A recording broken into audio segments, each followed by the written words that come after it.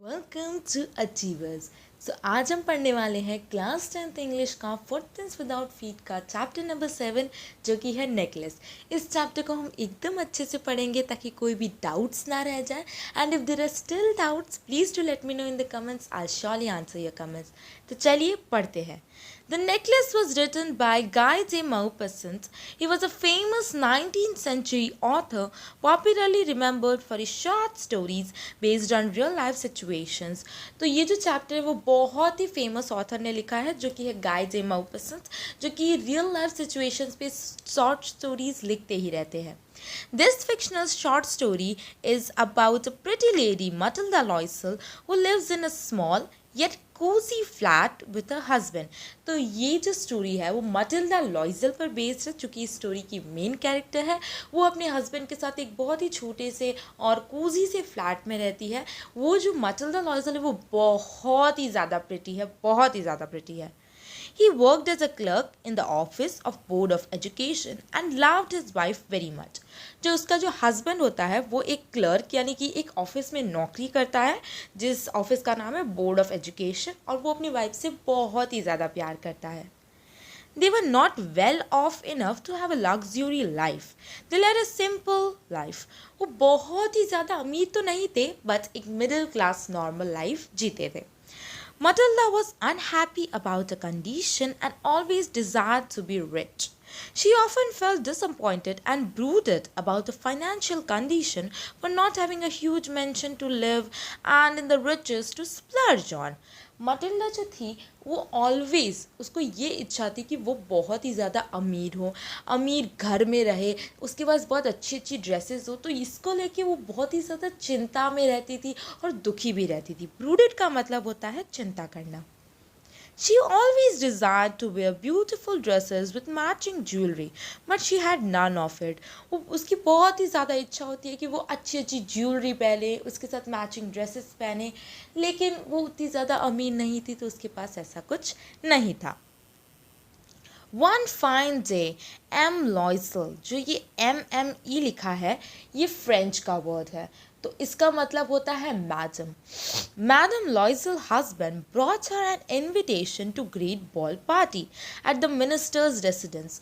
So एक दिन जो मटिल्डा लॉयसल का हस्बैंड था वो घर पे एक इनविटेशन लेके आया जो कि था ग्रैंड बॉल पार्टी का. He expected his wife to be excited upon seeing the invitation letter.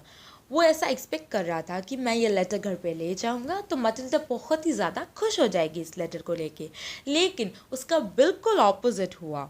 On the contrary, when his wife saw the invite, she expressed her resentment over it and threw the letter aside and started sobbing over her condition.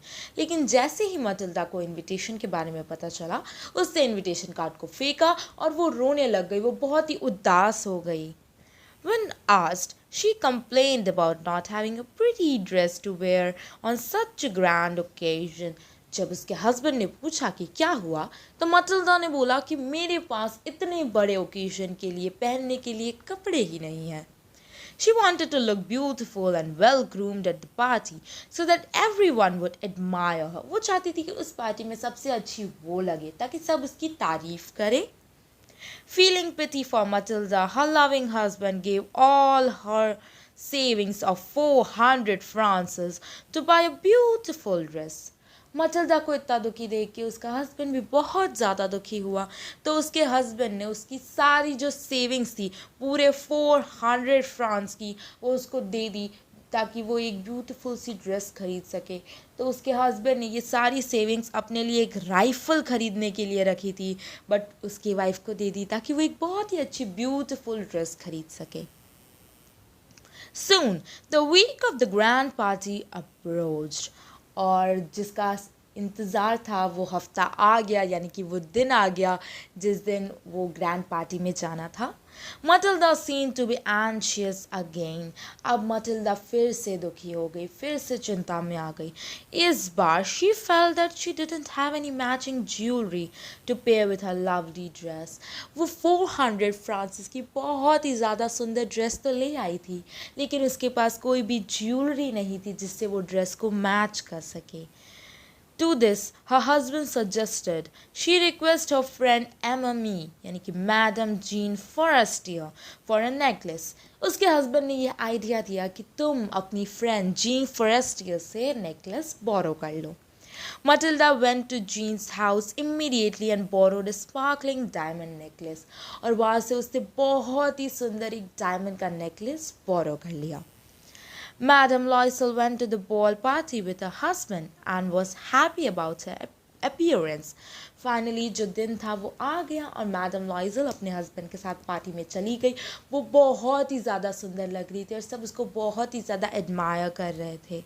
She was elated that she was successful in garnering the attention of the attendees at the reception.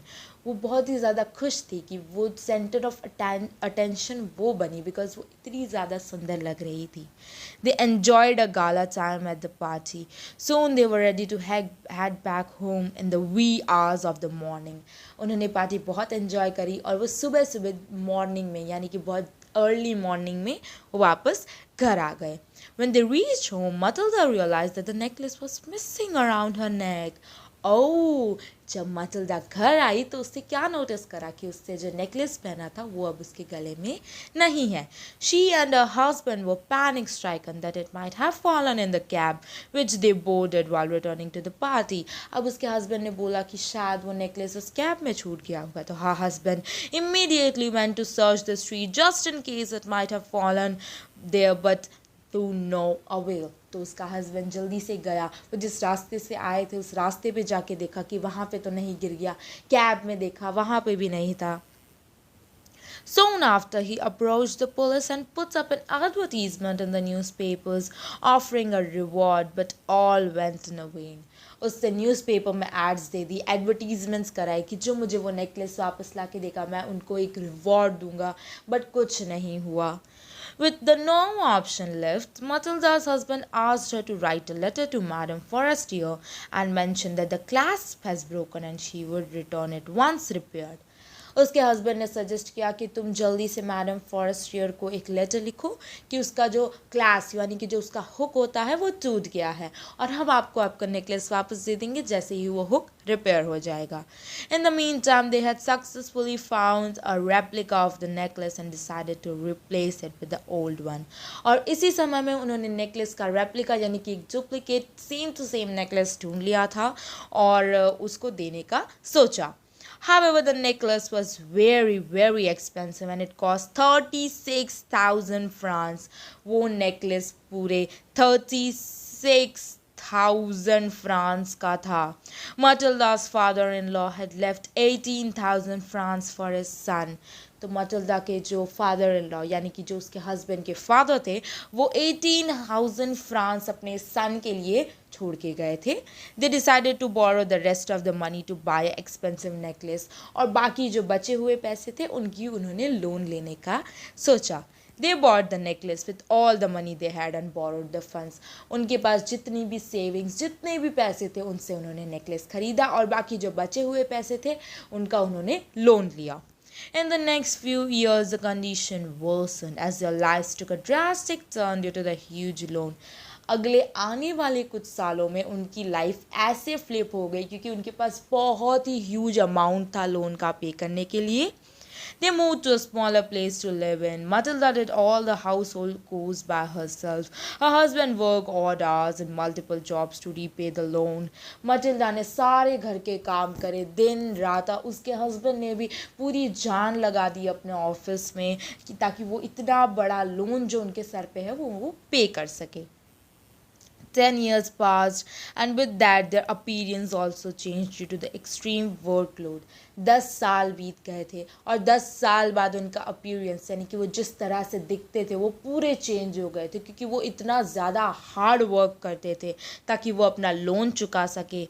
One day Matilda met Madame Jean Forestier who couldn't identify her as she looked weary and aged. एक दिन Matilda को gene Forestier यानी कि जिसने वो necklace दिया था Matilda को वो मिली और वो मटिल्डा को पहचान ही नहीं पाई क्योंकि मटिल्डा एकदम ही एज यानी कि बहुत ज़्यादा ओल्ड लग रही थी, उसके मुंह पे बहुत सारी झुर्रियाँ आ गई थी, रिंकल्स आ गए थे. Madam Loisel reveal the truth to her friend about how she and her husband left ruins to repay the loan of the expensive necklace.